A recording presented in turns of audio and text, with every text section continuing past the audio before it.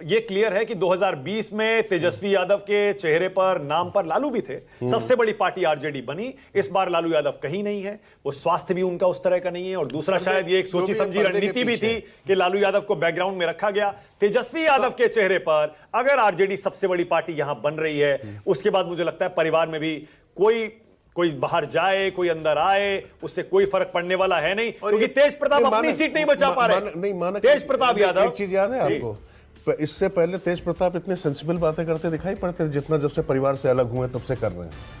बिहार के अंदर चर्चा यह है कि उनको क्या चटाया जाता था, जैसे कह रहे थे ना, क्या पिलाया जाता था, जैसे नीतीश के लिए कह रहे हैं नीतीश की तबीयत क्यों खराब हो गई, वो महागठबंधन की तरफ से कहा जाता था। तो भाई कुल मिला के जो र्यूमर मॉन्गरिंग होती है या जो आईटी सेल की जो मशीनरी होती है वो तो इधर भी है ना। तो ये वहां बता रहे कि भैया तेज प्रताप तो बहुत सही आदमी है, तो देखो सनातन की बात करता है, ये तो सेंसिबल बात कर रहा है। और ये तो वो तो कर रहा है। अरे वो कृष्ण भक्त वो पहले भी थे, शिव भक्त वो पहले भी थे। लेकिन अभी इस बात, लेकिन बस ये था कि शायद आरजेडी की पार्टी लाइन को देखते हुए, वोट बेस को देखते हुए संभल कर बोलना पड़ता था। अब जबकि वाई सिक्योरिटी मिल गई है तो मुझे लगता है उनको फ्री पास मिल गया है, ईंधन जब मिलता है, फ्यूल मिल गया है, उनको कोई गंभीरता से नहीं लेता।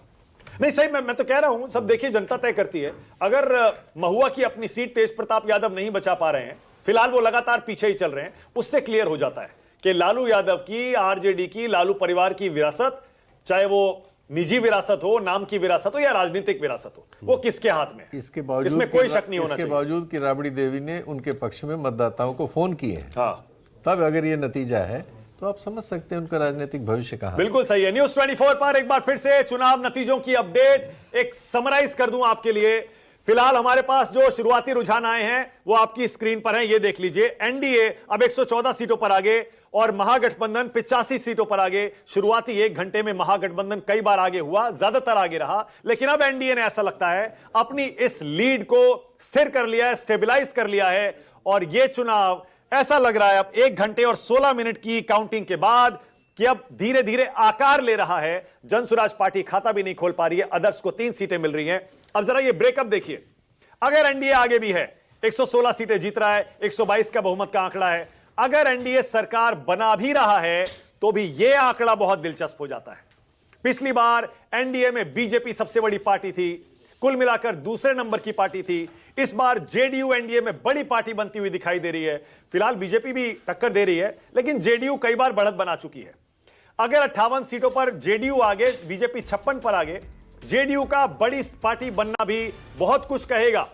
उधर महागठबंधन में जरा देखिए, आरजेडी 51 सीटों पर आगे है और कांग्रेस 16 सीटों पर आगे है, बाकी सपोर्टिंग रोल में है। फिलहाल ऐसा लग रहा है जेडीयू इस चुनाव में सबसे बड़ी पार्टी भी बन सकती है। नंबर 1 58 पर, दूसरे पर बीजेपी 56 फिलहाल, और तीसरे पर आरजेडी 51। यह आंकड़ा भी बहुत कुछ कहता है। और ये आपकी टीवी स्क्रीन पर, ये तो बहुत बड़ा उलटफेर है अगर ये हो रहा है तो। अगर जेडीयू सबसे बड़ी पार्टी बन रही है, नहीं, तीसरे नंबर पे आरजेडी, ये तो मतलब इस चुनाव का सबसे बड़ा उलटफेर। एग्जिट पोल सही ऐसा तो कोई एग्जिट पोल भी नहीं था। नहीं, कुछ एग्जिट पोल्स ने कहा कि आरजेडी तीसरे नंबर पर है। कुछ एग्जिट पोल्स में यह कहा गया था। ये तस्वीरें मोकामा से अनंत सिंह के घर की हैं, जहां जश्न की तैयारी, जरा देखिए, टेंट लगाए गए हैं और तिरंगा झंडा हर तरफ आपको दिखाई देगा। वहां उनके समर्थकों का इंतजार जरा देखिए। यह मोकामा का इलाका आप जानते ही हैं, हमेशा से बाहुबलियों के कब्जे में रहा। इस बार भी 2 बाहुबली परिवार आमने सामने।